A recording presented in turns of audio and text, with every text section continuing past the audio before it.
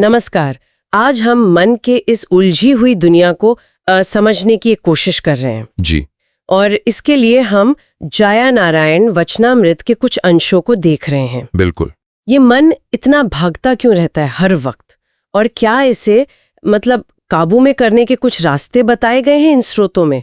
स्रोत तो कहते हैं कि मन इतना चंचल और शक्तिशाली है कि इसे वश में करना हवा को मुट्ठी में करने जैसा है। हाँ, ये बात तो है। लेकिन सवाल ये उठता है कि इसे साधना, इसे कंट्रोल करना इतना जरूरी क्यों है आखिर? देखिए, जरूरी इसलिए है क्योंकि शास्त्रों का अगर हम सार देखें तो वो कहते हैं कि आत्म तत्व को जानने के लिए, जो कि हमारे साधारण मन और सोच से परे है, उसे जानने के लिए मन का शुद्ध और स्थिर होना वो पहली शर्त है। अच्छा। हमारा जो ये साधारण मन है, ये तो हर वक्त संकल्प विकल्प में, मतलब सोच विचार में फंसा रहता है।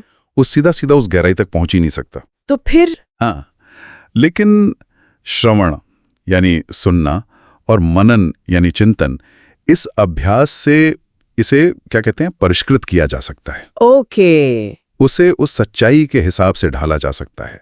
कहा भी गया ना, मनैव मनुष्याणाम कारणम बंधु मोक्षयो। हाँ, सुना है ये तो। मन ही बंधन और मुक्ति का कारण है। बिल्कुल। तो आत्मज्ञान चाहिए तो मन को तैयार तो करना ही होगा। समझ गई। तो फिर वो भगवत गीता का जो मशहूर श्लोक है, असंशयम महाबाहो, वो यहाँ कैसे फिट होता है? हाँ, बिल्कुल सही जगह याद किया आपने।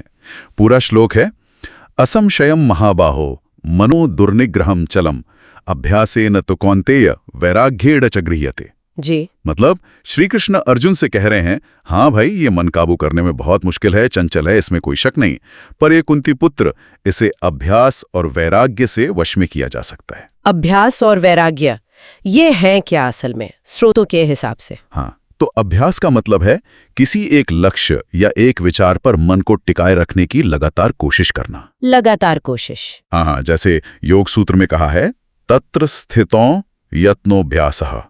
और वैराग्य, ये शब्द ना अक्सर लोग गलत समझ लेते हैं। हाँ, लगता है जैसे सब कुछ छोड़ देना। हाँ, वैसा नहीं। इसका असली मतलब है जो देखी हुई चीजें हैं, मतलब दुनिया के सुख, और जो सुनी हुई हैं, जैसे स्वर्ग वगैरह के सुख, उनकी इच्छा या उनमें जो चिपक है, आसक्ति है, उसका ना होना। योग सूत्र से कहता है, दृष्टानुश्रविक विषय वितृष्णस्य वशीकार संज्ञा वैराग्यम। अच्छा, मतलब इच्छाओं से डिटैचमेंट एक तरह से। हाँ, बिल्कुल। पतंजलि भी यही कहते हैं, अभ्यास और वैराग्य, इन दोनों से ही मन की जो वृत्तियां हैं, जो लहरें उठती रहती हैं, उनको रोका जा सकता है। तो ये दो मुख्य तरीके हो गए, लगातार कोशिश और अनासक्ति। पर अगर कोई ये न कर पाए तो, जिनका मन काबू में नहीं है, असंयतात्मना, तो फिर जैसा गीता में ही आगे कहा है, उनके लिए ये आत्मज्ञान वाला योग पाना बहुत कठिन है, दुष्प्राप्य है। लेकिन जिनका मन सद गया है अभ्यास और वैराग्य से, वश्यात्मना, हाँ, वो सही उपाय से और कोशिश करके उसे पा सकते हैं। रास्ता मुश्किल है पर नामुमकिन नहीं। ठीक है, तो गीता के 2 पिलर्स तो समझ आ गए। क्या योग वशिष्ठ में भी मन को साधने की कुछ और तरीके हैं? हाँ, बिल्कुल।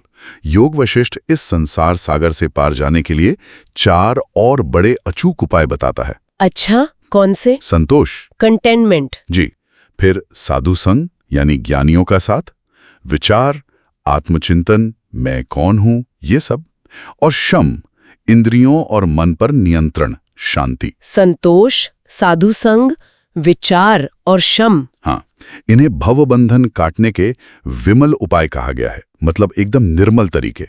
संतोष को तो परम लाभ का है, सत्संग को परम गति, विचार को परम ज्ञान और श्रम को परम सुख। ये दिलचस्प है कि कैसे अलग अलग स्रोत एक ही मंजिल के लिए कई रास्ते बता रहे हैं।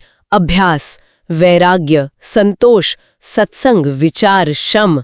लगता है ये सब कहीं ना कहीं जुड़े हुए हैं। निश्चित रूप से ये सब एक दूसरे की मदद करते हैं।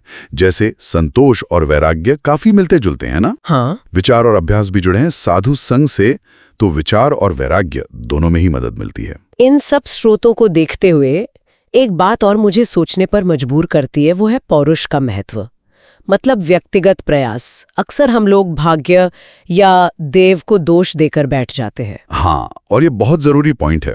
स्रोत इस पे बहुत जोर देते हैं। वो कहते हैं कि शास्त्र के अनुसार जो प्रयास है, शास्त्रतम पौरुषम, वही असली रास्ता है। अच्छा। हाँ, भाग्य या देव जो है वो असल में हमारे पिछले कर्मों या प्रयासों का ही नतीजा है।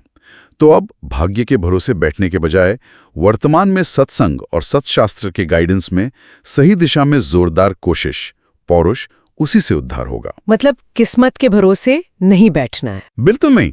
स्रोतों में तो यहां तक कहा है कि दैव को इग्नोर करके पुरुषार्थ के बल पर सत्संग और शास्त्र के रास्ते पर चलकर हठपूर्वक इस जीव भाव से ऊपर उठना चाहिए।